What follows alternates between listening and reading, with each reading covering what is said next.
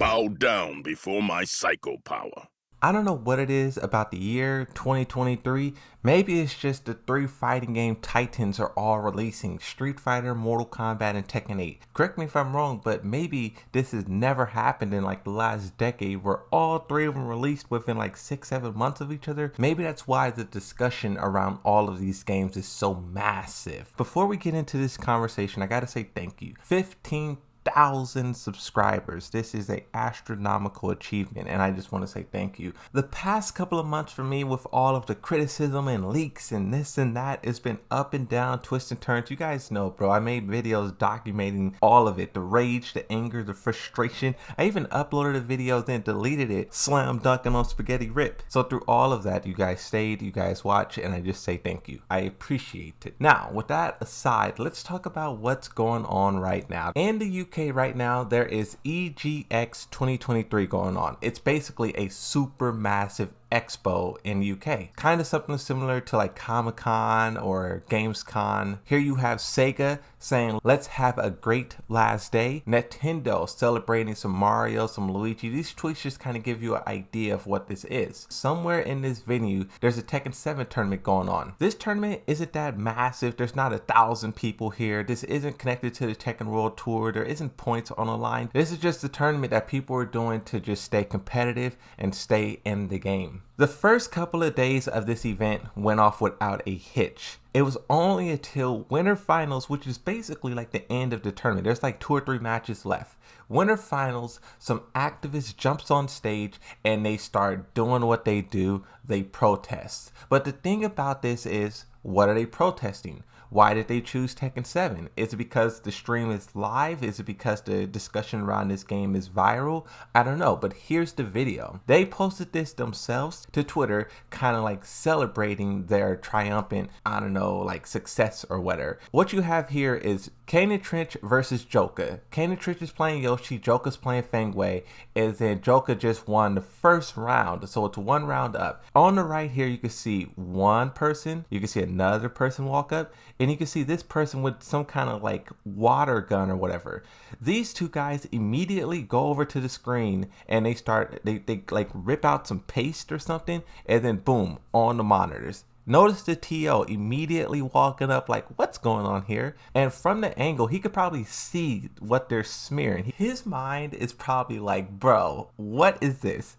I'm just here, you know, monitoring the game. Oh, your monitor is lagging. Let me turn this dial. Let me do this. Like, this person is just a tech guy, you know? And now look at, oh my God, look at this. This person's spraying some, like, I'm guessing this is paint, some water paint or something, but just spraying it willy-nilly. You have stereos here. You have cameras here. Expensive stuff. They're getting it on themselves. They're getting it on the players, on the belt here, on, like, everything. Now they're trying to spray the screen up top. The productions, they flip off from the game and they go on to the commentator. Spaghetti Rip is confused. He takes off the headset. The other commentator is confused, doing the hand shrugs. Pink paste all over both monitors. You have Kane and Trench moving their gear because this person's a lunatic spraying stuff in the air. This is my luggage right here. I'm not trying to get this soaked in whatever you're spraying, right? Joker bagged up, holding the controller. Everyone's just confused. They lock hands. And then this is when I'll let the audio play. First round for Joker very quickly with the Fang 2. And you know, the thing about Joker is that he likes to play that what's going on?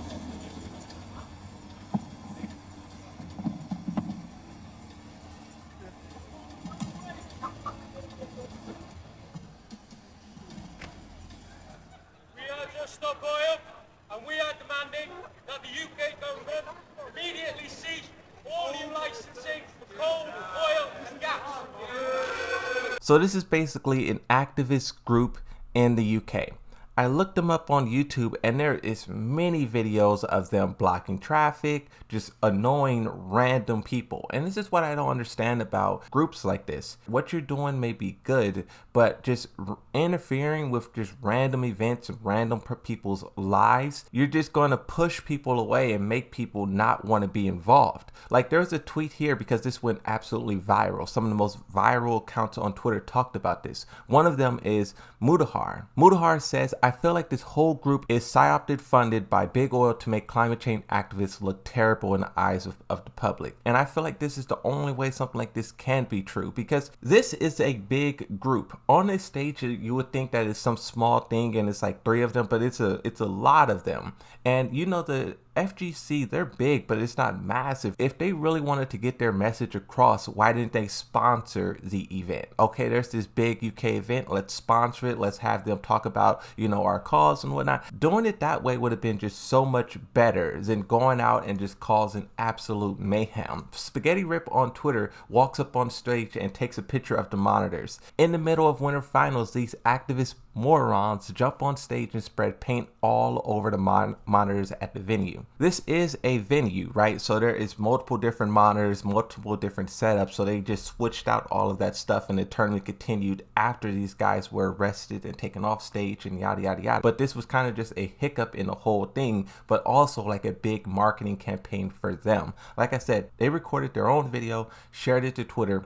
They said, "This isn't a game. Just Stop Oil disrupts the UK's biggest gaming convention." 3 supporters have disrupted the winners finals of Tekken 7 at EXG2023, covering the equipment in orange paint. You could just tell how they constructed this whole entire thing to go viral. This wasn't just some like, oh, let's just walk in here and cause chaos. They chose this at a very specific time, place, event, everything. Another tweet, this is from Dixtera, one of the biggest accounts on Twitter. Jake Lucky says, "If you're going to protest at a gaming event by ruining the whole thing, then I think it's safe to say you just turned more people against you." They attempted to paint every screen at the venue for Tekken. Absolute morons. When you look at all the backlash that they're getting, it makes me feel like, one, either this is really just their MO, they just want to cause chaos and gain sort of popularity and notoriety that way, because there is this saying out there, and I don't know how true it is, but it's any publicity is good publicity.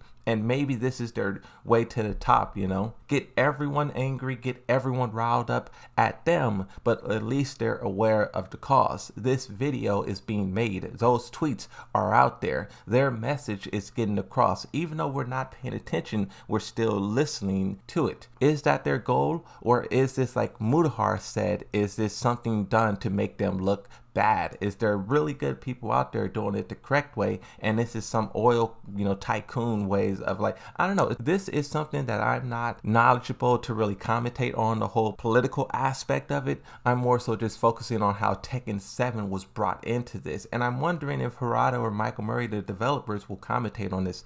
At the time of recording, they have not. If they do, I definitely will at least mention it in a update video of some sort. One thing that I also think about as well is a tweet that Harada put out a couple of months ago. When the roster for Tekken 8 leaked and Eddie was not one of the characters to be a part of it, the Eddie player base was very upset. There was one person who at the time made a joke, but that joke flew under the radar. They said, "I'll hit Harada with a burning hammer." I guess that is a wrestling move, but unless you're a diehard wrestling fan, you're not going to know what that is. A lot of people thought, myself included, that he was actually talking about hitting Harada with a hammer. When Harada seen that tweet, he basically went point by point and said, comments like these can be horrible for the competitive scene. Some of these tournaments are very small. These kind of events is something that's also going to play a big role into how tournaments are done in the future. I really want to see if Harada responds, because his response is going to be crucial to telling us what the direction for Tekken 8 is going to be, because this is something that they do not want happening for any event ever again, you know? Thank you for watching. Like and subscribe, and I'll see you in the next one. Bye bye.